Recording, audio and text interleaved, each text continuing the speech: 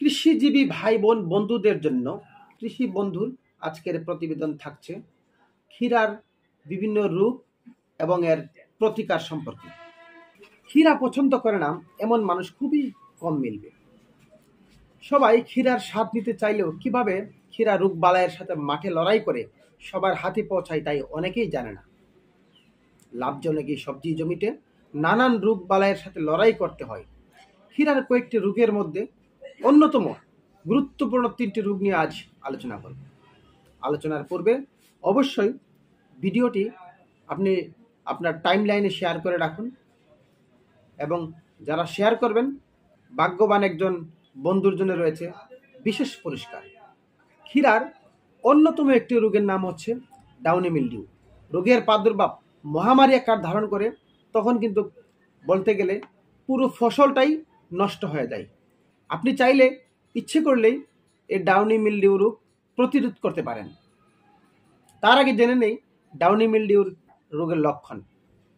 এই রোগ প্রথমে ক্ষীরার বয়স্ক পাতায় দেখা যায়। আক্রান্ত পাতার গায়ে সাদা সাদা বা হলদে থেকে বাদামি রঙের এক ধরনের ছুপ ছুপ দাগ দেখা দেয়। ধীরে ধীরে অন্যান্য পাতায় ছড়িয়ে পড়ে। এক পর্যায়ে আপনি প্রতিরোধ ব্যবস্থা না নিলে সমগ্র ক্ষেতেই এ রোগ ছড়িয়ে পড়ে। রোগ ছড়ানোর সাথে সাথে ফুল ঝরতে পারে, ফুল থেকে ফল আসা বন্ধ হয়ে যায়। একটা সময় সমগ্র গাছটাই বন্ধ হয়ে যায়। ডাউনি মিলডিউ রোগ প্রতিরোধে আসুন আমরা জেনে নেই এর প্রতিকার ব্যবস্থা।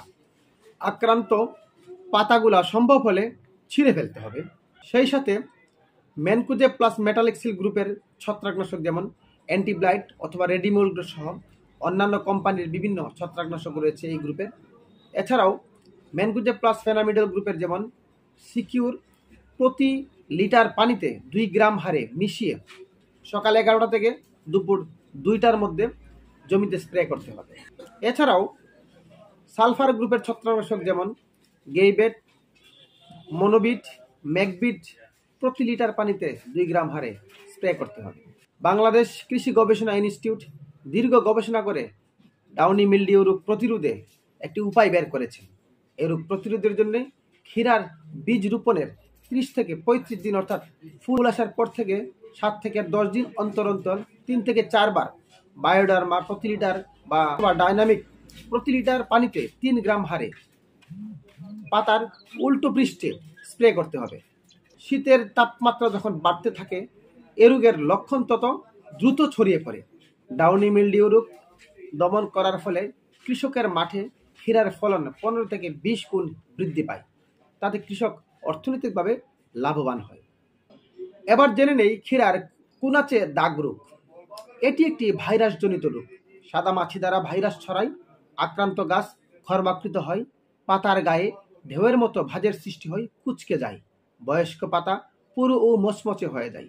অতিরিক্ত শাখা প্রশাখা বের হয়ে ফুল ও ফল ধারণ ক্ষমতা হারিয়ে ফেলে। আক্রান্ত গাছ ধ্বংস করে এ রোগ দমন করা সম্ভব।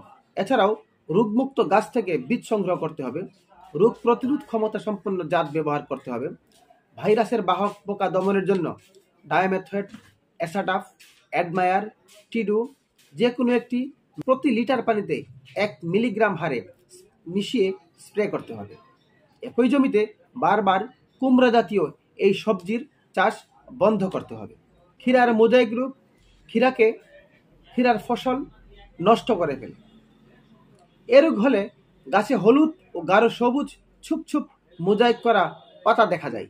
সমন্বিত দমন ব্যবস্থাপনার মাধ্যমে এই রোগ প্রতিরোধ করা সম্ভব। ক্ষেত থেকে আক্রান্ত গাছ তুলে ফেলতে হবে।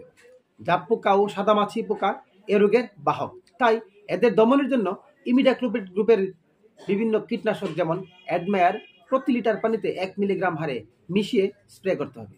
রোগমুক্ত গাছ থেকে বীজ সংগ্রহ করতে হবে। রোগ প্রতিরোধ ক্ষমতা সম্পন্ন জাত ব্যবহার করতে হবে। নেতিয়ে পড়া রোগ অথবা ঢলে পড়া রোগ সম্পর্কে আছে জানব।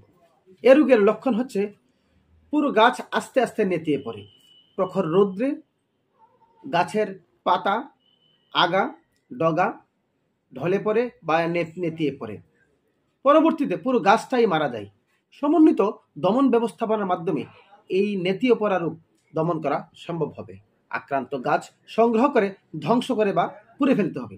বপনের পূর্বে বীজ শোধন করতে হবে। শোধন করতে হলে কার্বনডাজিম গ্রুপের বিভিন্ন প্রোডাক্ট রয়েছে, বীজ বপনের পূর্বে শোধন করতে হবে। চারা গজানোর পর অতিরিক্ত সেচ দেওয়া যাবে না, কোনো ক্রমেই অতিরিক্ত সেচ দেওয়া যাবেই না। এরূপ আক্রমণ দেখা দিলে প্রতি লিটার পানিতে 2 গ্রাম কুপ্রাবিট অথবা 4 গ্রাম কপার অক্সিক্লোরাইড গ্রুপের যে কোনো একটি প্রোডাক্ট, যেমন সানবিট, এরকম কিছু প্রোডাক্ট প্রতি লিটার পানিতে 2 গ্রাম হারে স্প্রে করতে হবে। প্রতিটি মাদায় 500 গ্রাম গোবরের সাথে 30 গ্রাম ট্রাইকোডার্মা মিশিয়ে ভালোভাবে মাটির সাথে মিশিয়ে ঝুরঝুরা করে বীজ বপনের পূর্বে প্রয়োগ করতে হবে। এই 3টি রোগ প্রতিরোধ করতে পারলে ক্ষীরার ফলন বাড়বে, চাষিরা আর্থিকভাবে লাভবান হবে। নিরাময় নয়, প্রতিরোধ করুন। মনে রাখবেন, ফসলের রোগ হলে নিরাময় করা সম্ভব না, তাই আক্রান্ত হওয়ার পূর্বেই এর প্রতিরোধ করতে হবে। প্রতিবেদনটি শেয়ার করে ক্ষীরা চাষিদের ফসলের রোগ নিরাময়ে সহযোগিতা করুন। সিলেটের প্রথম কৃষিভিত্তিক মাল্টিমিডিয়া সংবাদ মাধ্যম কৃষি বন্ধুর সাথে থাকুন, কৃষি উন্নয়নে অংশ নিন।